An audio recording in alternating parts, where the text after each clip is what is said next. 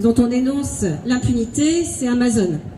Et c'est pour ça qu'on est symboliquement présent devant la librairie de Provence, qui a subi comme d'autres la concurrence déloyale d'Amazon. Amazon, c'est devenu le numéro 1 mondial du e-commerce, et en particulier dans le commerce de livres. Amazon, c'est une grosse multinationale employant 550 000 salariés dans 16 pays du monde. C'est devenu la seconde capitalisation boursière, c'est-à-dire l'entreprise dont la valeur en bourse est la plus importante, après Apple. C'est l'entreprise qui a permis à son fondateur Jeff Bezos de devenir l'homme le plus riche du monde depuis l'année dernière. C'est une entreprise dont les profits ne cessent de croître. Un exemple édifiant. L'année dernière, au niveau mondial, les bénéfices ont augmenté de 237% sur une année. À quoi sont dus ces résultats records? À l'impunité. À l'impunité dont bénéficie Amazon. Impunité sociale, impunité fiscale, impunité environnementale. L'impunité fiscale, c'est d'abord des accords secrets qu'Amazon a signés avec le Luxembourg, qui ont été donc dénoncés par la Commission européenne. Ça a permis à Amazon de ne pas payer des impôts sur plus des 3/4 de ses bénéfices entre 2006 et 2014. Ce qui a valu à Amazon une amende de la Commission européenne à 250 millions d'euros.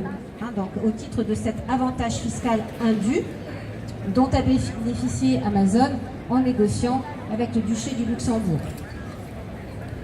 Et Amazon pratique aussi l'optimisation fiscale, comme les autres multinationales dont on a déjà parlé, en utilisant les paradis fiscaux.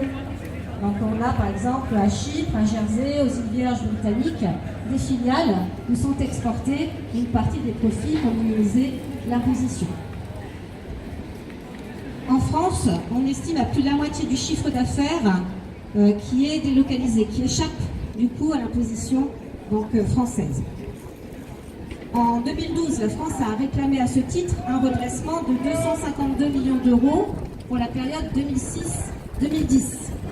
Et un accord a été trouvé l'année dernière, en février 2018. On ne connaît pas le montant. On peut estimer certainement que Amazon a su négocier avec le gouvernement français. Donc l'impunité fiscale d'Amazon, on n'en veut plus.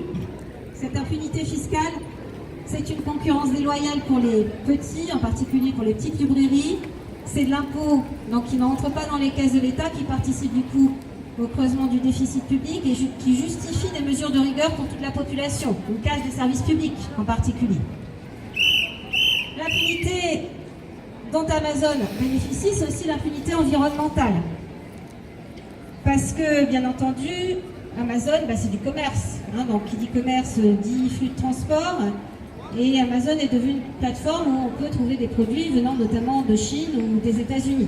Donc, ce sont des flux commerciaux long cours qui participent au réchauffement climatique. Pour faire tourner ces ordinateurs, Amazon a aussi des tas de fermes de serveurs qui sont très polluants, plus que tout le secteur de l'industrie aéronautique réuni. Amazon a aussi été dénoncée parce qu'elle ne reprend pas les déchets électroniques, qui constituent un vrai problème pour l'environnement, surtout quand ces déchets électroniques sont envoyés dans des pays pauvres, qui nous servent de poubelle.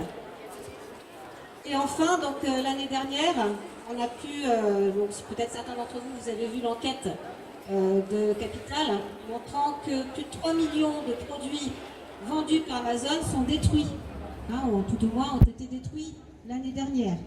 Et comme les entrepôts d'Amazon ne cessent d'augmenter, on estime que si rien n'est fait, ça sera 5 millions l'année prochaine de produits qui seront détruits, parce que le coût du stockage est jugé plus important que le coût de la destruction. Donc une vraie gabegie environnementale. Amazon, c'est aussi une entreprise qui bénéficie de l'impunité sociale. Si l'homme le plus riche du monde est le fondateur d'Amazon, il obtient son profit en exploitant ses salariés. Donc les salariés d'Amazon aujourd'hui en moyenne sont payés à peine plus que le salaire minimum. Pour une grande partie d'entre eux, ce sont des précaires, des intérimaires dont les conditions de travail sont très difficiles. Ils travaillent dans des locaux souvent pas chauffés. Ils sont excessivement contrôlés. Amazon a même fait breveter un bracelet permettant de mesurer la productivité de ses travailleurs. Mais si cette productivité est jugée insuffisante, c'est une cause de renvoi ou de non-renouvellement du contrat précaire. La liberté syndicale est souvent bafouée dans les entrepôts d'Amazon. Les conditions de travail sont donc très difficiles. Le gouvernement français a aussi dénoncé des clauses abusives qui sont imposées aux entreprises qui utilisent Amazon comme plateforme de revente. En particulier, Amazon peut mettre un terme au contrat sans aucun préavis à tout moment, ce qui peut causer des faillites pour des petites entreprises. Et de fait, Amazon a causé la destruction de milliers d'emplois, voire de centaines de milliers d'emplois, puisqu'on estime, c'est le syndicat en particulier du livre qui a fait cette estimation, que lorsque on a recours au commerce du livre en ligne, on crée 18 fois moins d'emplois que lorsqu'on a recours à nos librairies de proximité. Donc ça participe à la destruction justement de ces petites librairies et plus généralement du petit commerce de ville. Donc l'impunité environnementale, sociale et fiscale d'Amazon, on n'en veut plus. Il faut cesser. Donc l'idée, c'est d'aller sur le site stopimpunité.org pour signer la pétition pour demander à nos responsables politiques européens et français de s'engager à imposer des règles contraignantes pour les multinationales afin que ceux-ci respectent enfin les droits des peuples et l'environnement.